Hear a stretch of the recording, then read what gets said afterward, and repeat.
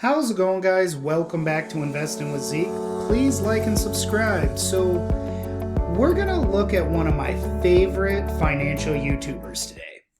Meet Kevin. He is the most informative financial YouTubers on YouTube. It's like hands down. He's going into PCI updates. He's reviewing all sorts of companies.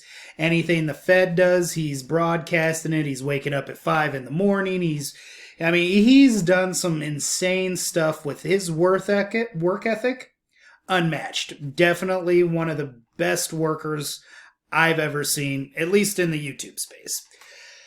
So, he started a mutual fund that he's actually opening up, a mini fund that he's opening up to the public. It's like a small startup business. And I want to review his conference call. I guess that's what we're going to call this. I'm going to give it a grade.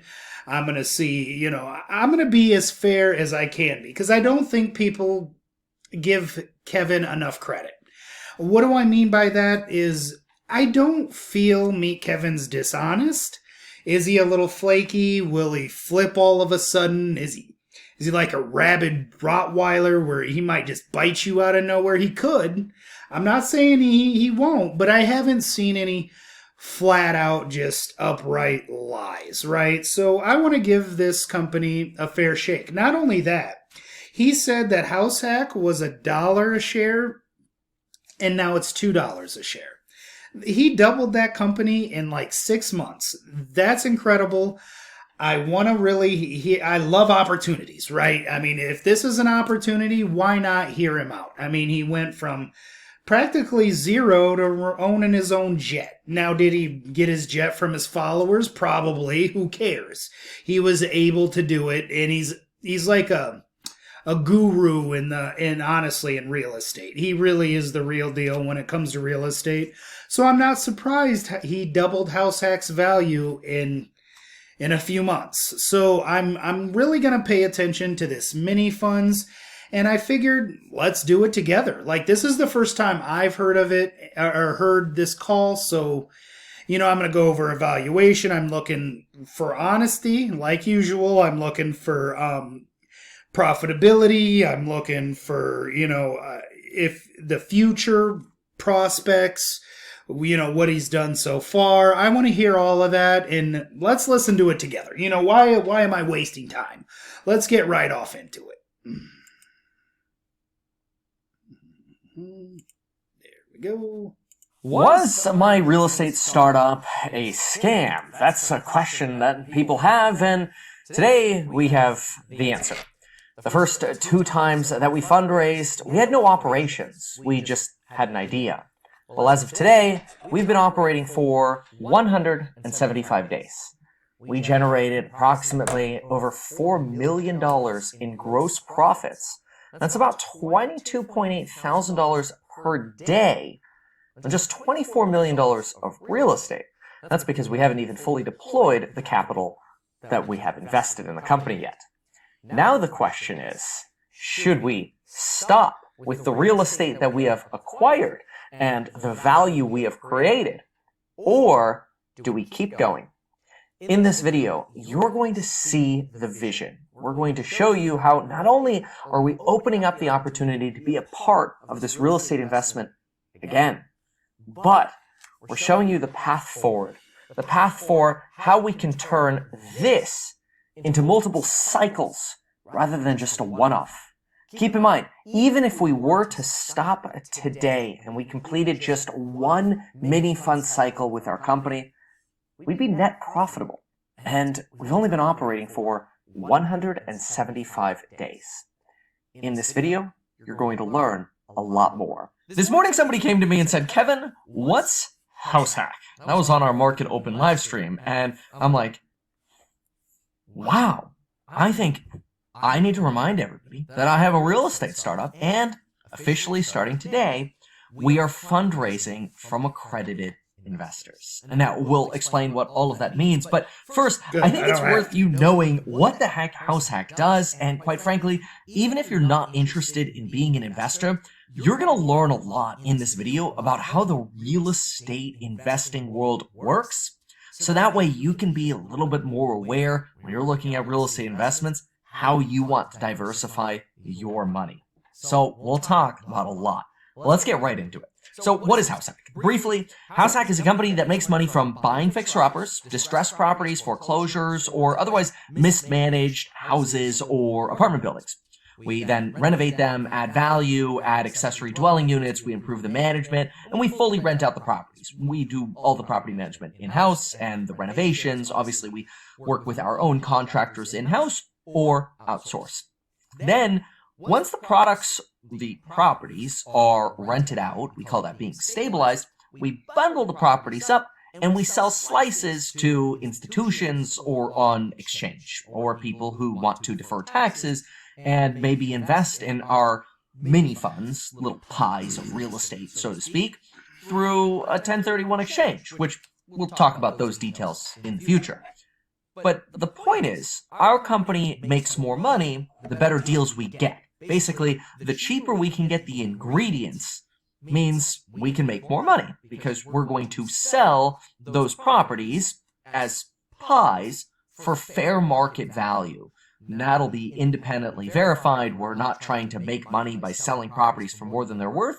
We just buy them for a lot less than they're worth, stabilize them, and basically roll them. Now, the difference between this and flipping is we retain management, and we're making sure that these pies are stable for the long term. It's not like we're trying to just get rid of these properties. We're still involved for the long term. And what I found is that as a licensed real estate broker, former licensed contractor, a mortgage loan originator, currently licensed FINRA Series 7, 24, 27, 14, 63, and 65, I get finance. And one of the biggest things that I've learned over the last 14 years of doing this is real estate agents dislike Wall Street finance folks, and Wall Street finance folks dislike real estate folks. This is possibly because of the way people are compensated. Real estate agents make money through commissions and selling houses. Fund managers make money by allocating money to funds. And so fund managers don't make money if somebody takes that money and invests it into real estate directly. Real estate agents make money. Real estate agents don't make money if somebody takes their money and throws it into a fund, right? So you've got a little bit of this tension between these industries. In my opinion, that tension has created massively huge missed profitability opportunities, both for investors and, quite frankly, companies like House Hack. At House Hack, we want to take that money and basically make a lot of money for our investors and, of course, our company, our employees, our team, the people working with the company. That's the point. That's the point of capitalism, to find an inefficiency and then solve the inefficiency, providing value to customers and making money. So how do we do that? Well, first, we got to stop doing what everybody else has done and struggled with. So let's think about that for a moment. In real estate, there are a few ways you can make money. You can buy real estate yourself. This is great, and I actually encourage people buy real estate. I think this is great. It just comes with headaches, and it's not right for everyone. Acquiring real estate, it doesn't give you diversification unless you can really manage properties in multiple different areas. You have to work with agents and lenders, renovate the real estate and work with contractors, deal with city permits, deal with the challenges that come with renting real estate, dealing with property managers or doing that yourself and learning property management, dealing with tenants and repairs and, quite frankly, tenants and toilets and delinquencies, or hopefully not delinquencies. But the point is, that's a lot to do. Or you could buy a property and then just quickly flip it for a profit, but you also have a lot of selling costs that can eat away at your profits, often 7 to 10%. Sure, you could represent yourself as an agent and try to save some money, but let's be real. Most people end up spending 4 to 6% on commissions, 1% on escrow title fees, another 3 to 4% on repairs during escrow. That's typical of almost every transaction that I've done with clients. It's just very normal. All right, let me give you a little update on. Wow, that's kind of a crazy little here. Let's. Now again, you. Come on. He was switching cameras. All right, so let me give you a little update of what I've kind of gathered so far. So he's at 20% profit. I mean, that's pretty incredible since the real estate. Well, I mean, we probably went up about not 20%, but so he's somehow beating what real estate's already doing. You know, being up 20% in the last like 6 months is pretty incredible. So we're talking about a $48 million company with 20% profits that's already profitable. We're talking about house hack. That's impressive. I mean, I don't know what value he's given us for the company. Are we buying in at $1 billion market cap, or we buying in at about a $50 million market cap? That really matters. And I would like, especially after seeing those little kids running around with you, I want to know more about the management team and what kind of qualifications they have, since HouseHack appears to be a management company, not really like they're not flipping houses, right? So you can't just send them all over to flip houses. They're managing your properties. So what kind of experience do they have? I would like to know. I understand, Kevin, you yourself are a market, a real estate market guru. I will give you that. You started with zero. Well, you dated.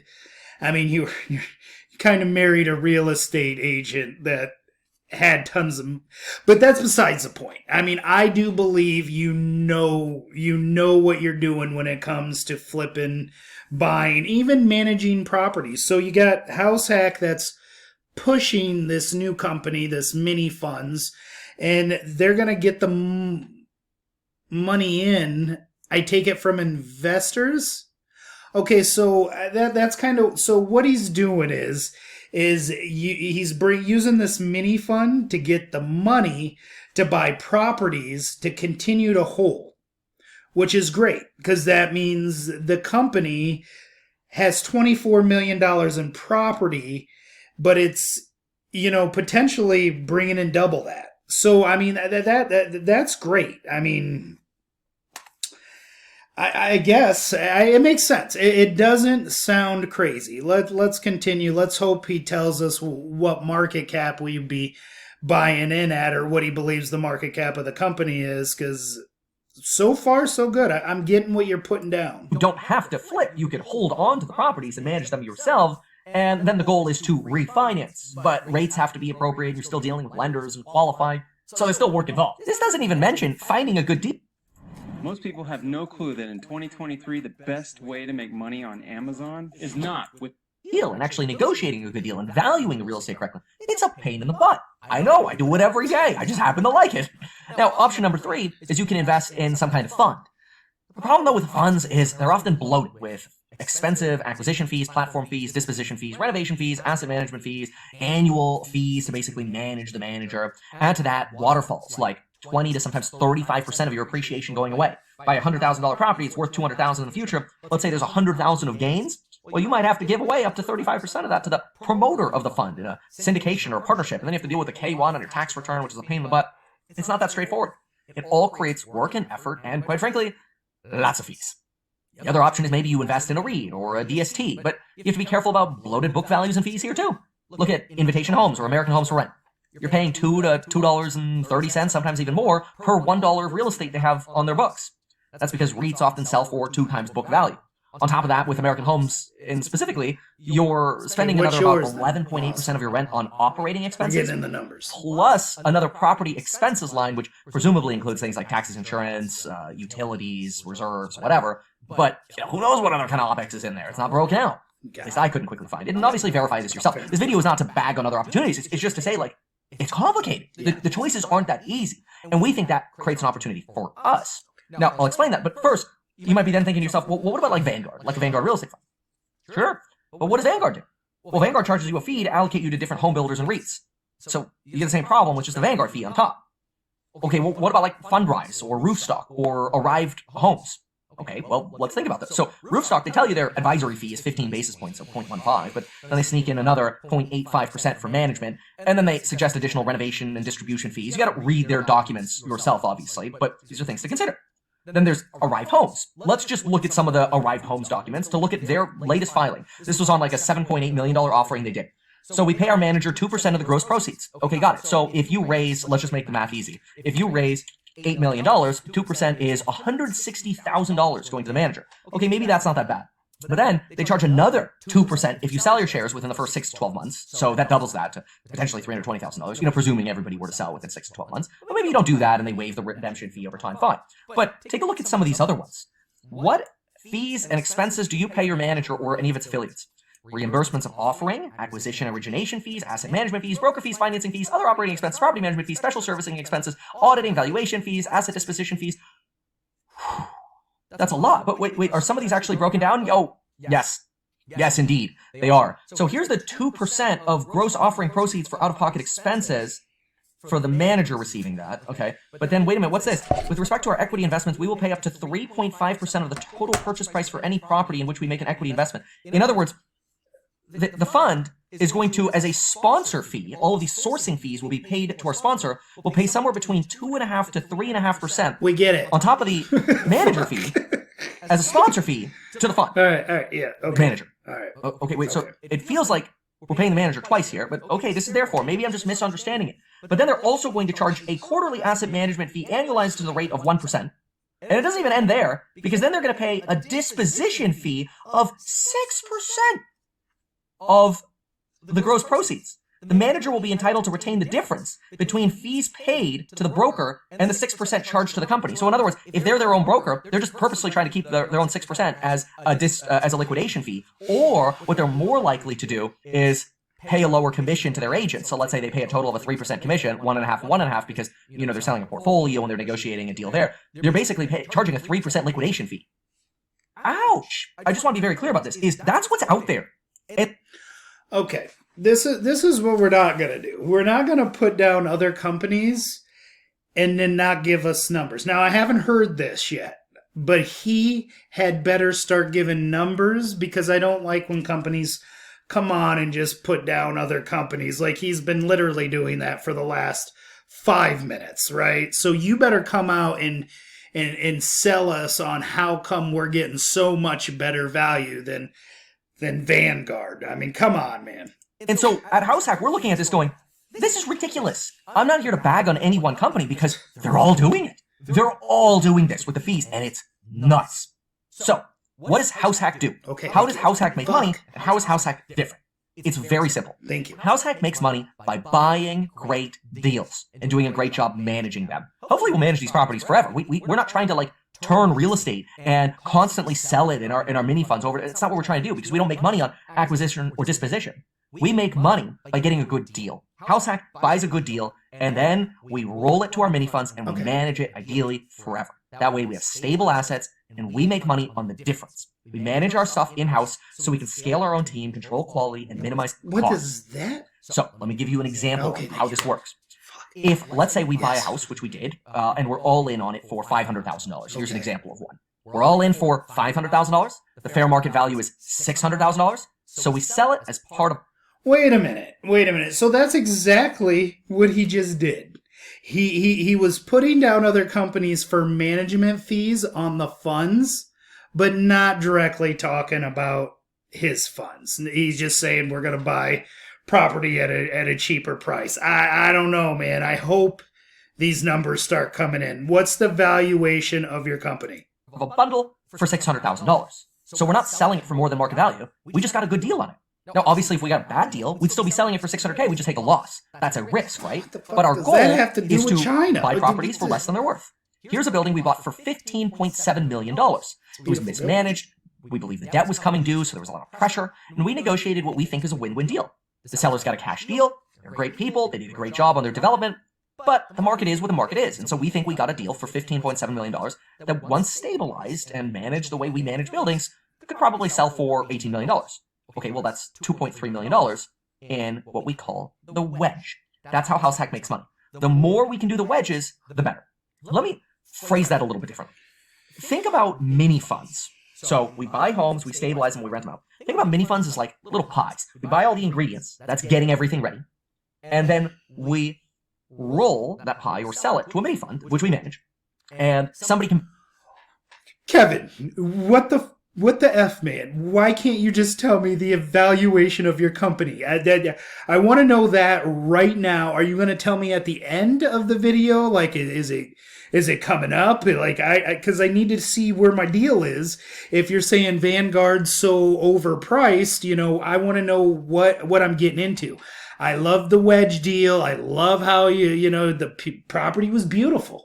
I mean, you only had $15 million to buy that company, or to buy that building, and it's worth $18 million. That's that's great. That's wonderful. However, what am I paying for your company? Buy little slices of the pie. So you get a delicious pie that offers you no fees, diversification, predictable cash flow, appreciation, because the people who own the pies get my bad, no fees. Thank you. No fees, asset management fees, disposition fees. My bad, no fees. That's great. Whatever, renovation fees, all that nonsense. We're not charging all that crap. That's what we're doing. We're creating what we think is a really good product. We're creating a pie. Househack is a pie maker. We make the pie. Awesome. And then our job is to sell the pie. Heck yeah. We sell the pie. It's simple. If we can get the pie ingredients really cheaply, we make more money. That's how Househack makes money. And again, that's because we're negotiating really good deals. Still though, what's the valuation? But we can do it at scale. Obviously, there's risk in all of this. None of this could work out at scale. The first time we fundraised, all of this was an idea. We weren't operating. Today we're operating. We've got 12 excellent employees. We're doing a phenomenal job, in my opinion. But I'm biased. So you have to conduct your own due diligence, read our prospectus, understand the risks. But consider this. So we get pie ingredients at a really, really good negotiated rate. We're not flipping on the market, so we're not paying crazy selling costs. We're actually retaining management of these buildings, so we're vested in the long-term quality of what we're buying because we got to manage it. So we think we're putting together a really delicious pie, and people can buy slices of this pie. Now, who would buy slices of the pie? Well, it's simple. Potentially anybody who just wants to swipe up on Robinhood and diversify into real estate through a publicly listed entity. Or somebody who wants to 1031. Imagine you own 3 rental properties and you're like, I'm done. I just want to diversify. I want to defer taxes. I'm going to sell my portfolio and I've got $2 million. But if I touch that money, I have to pay, say, 40% in taxes. So all of a sudden you're down to $1.2 million. Well, that sucks. Well, what if you could take that going from survival mode my whole life to having enough money to take my Listen kids to on Meet Kevin, vacation, lady. have That's no what you idea need how to do. run- $2 million and put it into one of our mini funds, which you can email us at ir@househack.com. Now what happens? Well, you have the full $2 million in there and you're deferring taxes. Now, obviously talk to your CPA, but see, we're creating a really delicious pie for people with a need. People with a need who want to diversify on the public market. People who want to 1031 into this delicious pie. Company for Family offices, banks, Goldman Sachs, Morgan Stanley, JP Morgan. We have a relationship with JP Morgan, wealth managers, hedge funds, pension funds, you name it. So mini funds, they're not just going to be one entity. We'll have many different flavors of these pies for people to invest in. And since we don't charge a fee on our pie, maybe wealth managers add their own fee to it and sell it to their clients. I don't know. That's an option. But again, we're not charging fees on those pies because we just want delicious pies that people love, like in and out, right? It's a price is right and it's great quality. What does that mean? And so where do we make the money? Again, it's that people love, like. Whoa. When we say no fee, we mean no waterfall fees, management fees, etc. Okay. Oh, standard business operating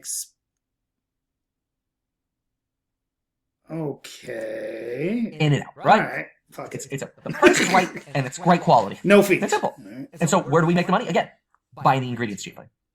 And then we sell for fair market value based on valuations of what other things are selling for in the neighborhood. That's simple. And so again, we buy Wedge deals, we buy the ingredients inexpensively, and we sell delicious pie.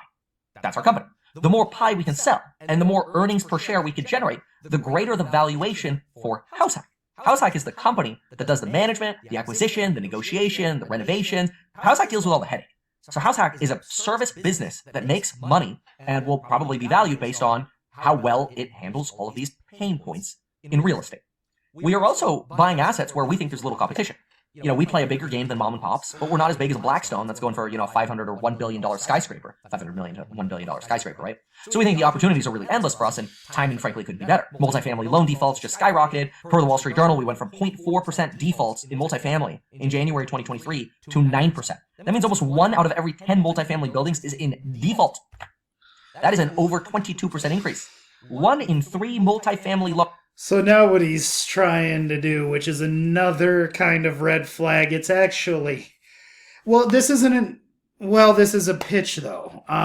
Unfortunately, this is a pitch. So You're not supposed to also say, well, look at how big the market is. If we just get a piece of that, that's amazing. Especially when you have a company that, can you just tell me what the valuation of Househack is to what it was? Show me on a chart. Let me see what the hell's going on here. I mean, I'm sure he'll round this video out and finish it up great, but I mean, he's still putting down other companies, and now he's starting to say, look at how big this market could be, guys. Like that.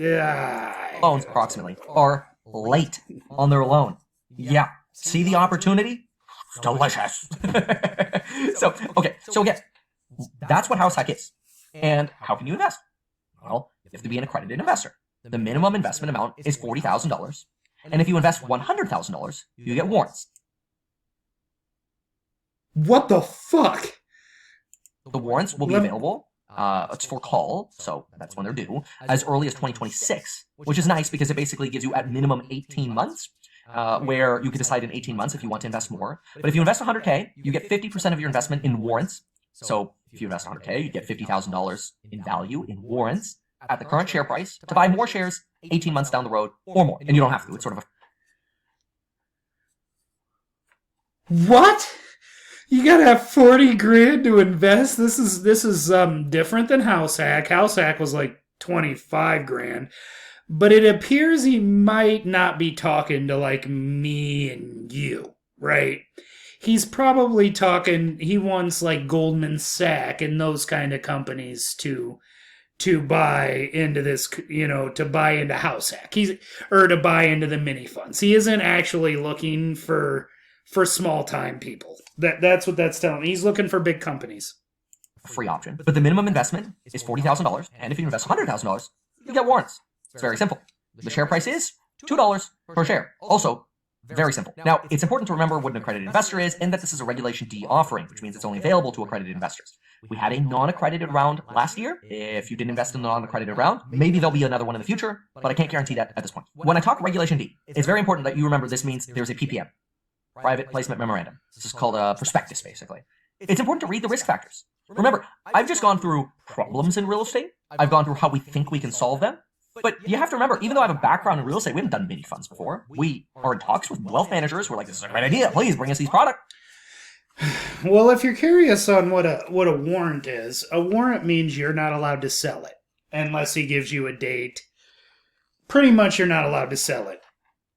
Ever. That's what a warrant is. So if you're gonna buy, if you're gonna put 100 grand into it, you're not gonna be able to sell this company probably until it IPOs on the stock market, if it does.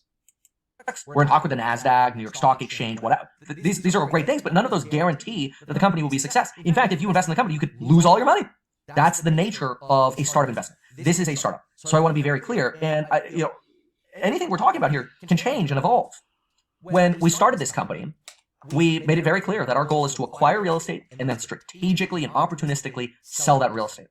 But we hadn't fully formulated yet exactly how we're going to do that. Now, we think not only do we have the vision, but we've got the operation already in the works on acquisitions, rentals, property management, renovations. This is going great. And we're in a position where we think we're getting pretty close to launching our first mini fund, which could be a publicly listed entity. But then again, that might be subject to investment bankers, or maybe a private fund is like, Kevin, don't forget doing that. Give us that product. We want that product so we can put our fee on it. Who knows? I don't know. There are so many things that are unknown. Wow. I just want to be very clear. Please, please, please read the PPM. Understand the risks involved in investing in this company. So that way, when you hear me say, hey, these shares are selling for $2, and I think, my goal, and I'm hanging my reputation on the success of this company, is to grow these shares to $10, $20 per share or more, I can't promise or guarantee that. I don't even call it a projection. That's my hope. It's my vision. I think so far we've been executing phenomenally well. But always remember, investing in startups is risky. So read that PPM very carefully. It's not something where I could give you a summary of it either, because legally, you're supposed to read all of it. So just keep that in mind. I can't even highlight it for you. Everybody always liked when I used to go through bills and I highlight things. And the SEC is like, you can't highlight any of it. I'm like, really? Make it easier for people. Read the doc. So keep that in mind. The deadline of this offer is expected to be June 30th, 2024. So while we could close the offering early, it's probably going to be June 30th, 2024. You can always email us with questions at ir@househack.com. Make sure to click the link down below to go to househack.investready.com to get your Invest Ready letter. Remember, you have to be an accredited investor to invest. I'll explain that in a moment. Today, we have about 30 stabilized units. We're about $29 million in, and that does include a chunk that are in construction, so obviously our average cost per door is going to be way lower, and we're trying to get to about 100 doors here before we do our first pie, so to speak. There are plenty of other updates on this channel that you could watch. I think it's very important to stay tuned to this channel or our Twitter channel where we post these videos and updates. Also worth noting that we're in 2 states right now, a little more than 5 different cities. By the way, more of this information and spreadsheets will be found at househack.com. Just click the investor tab. More than 5 cities. Remember, to be an accredited investor, the easiest thing to do is go to househack.investready.com and get a letter from them. You'll have to show them your W-2s, your tax returns, or something to prove that you're an accredited investor. About 18% of people are accredited investors today. All right. Well, that's where he's actually going into, how to invest into house hack. So if you want to finish it out and figure out how to invest into house hack, you follow that.